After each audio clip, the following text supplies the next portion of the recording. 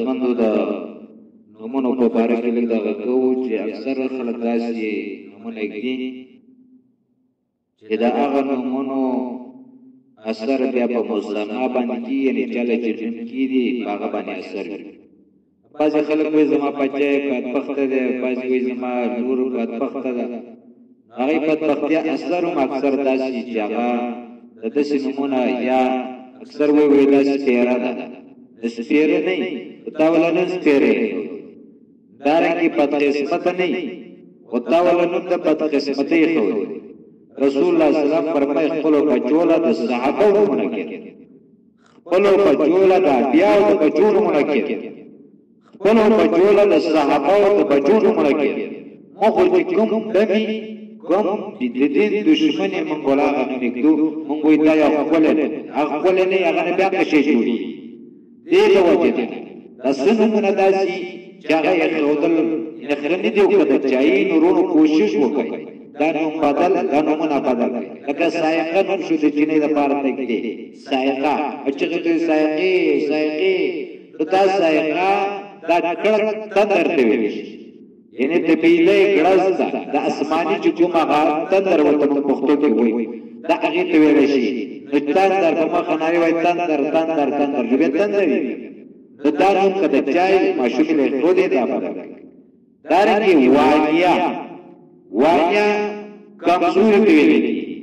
نو دا نوم دا ماشوم یې له کېښوده چې هغه کمزوری هر څه کې بیا کمزوری، چې کمزوری دیني اعمالو کې هم کمزوری، دارنګې دنیوي افعالو کې هم کمزوری، دارنګې په وجود په لحاظ بیا هم کمزوری، ټولونه بیا کمزوری کمزوری. عنادیه نوم دا د عربۍ په لغت کې اکثر علما وایي چې دا نشته، نو دا نوم هم که چا ښودی نو دا بدل کړئ. اریحه نوم شو، اکثر ماشومانو جنکو لږدی، دا په شام کې د یو خلکو نوم دی، موږ یې راغلو ماشومانو لږدي. دارنګې زویه دا نوم مناسب نه دی. دارنګې نادیه، نادیه نوم یعنې دا هغه ونې ته ویل کېږي چې د اوبو نه لرې دي، دې ونې ته نادیه ویل. نو داسې نوم دا چې بیا ته چا له جنۍ له نوم کېږي نو هغه به بیا د هر شي نه لرې دي، دیني افعالو نه به لرې دي، یعنې دیني اعمالو نه به لرې دي.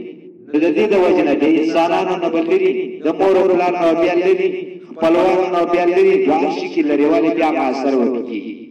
دارنګې منتشه دا نوم هم پرېښودل نه دي پکار. دارنګې مارا او دارنګې عمائزه، دارنګې ټول ډېر شیګڼ شه نومونه دي. خو کوشش دا وکړو که دا نومونه د چاوي دا کوم چې موږ ذکر کړه نو دا نومونه که د چاوي نو بدل یې کړئ یا نور داسې نومونه د هر نوم په باره کې چې نوم ماشوم له ایږدئ سنت طریقه د رسول الله صلی الله علیه وسلم ګورئ. عالم له ځئ خپل عالم نه تپوس کوئ بچی مې شوی دی، سنت عمل د رسول الله صلی الله علیه وسلم څنګه دی او څنګه نوم بله کېده. ته وله د صحابي نوم کېده هغه کې به د صحابي صفت موجود وي، ته وله د نبي د بچي نوم کېده هغه کې به د نبي د بچي صفت موجود وي.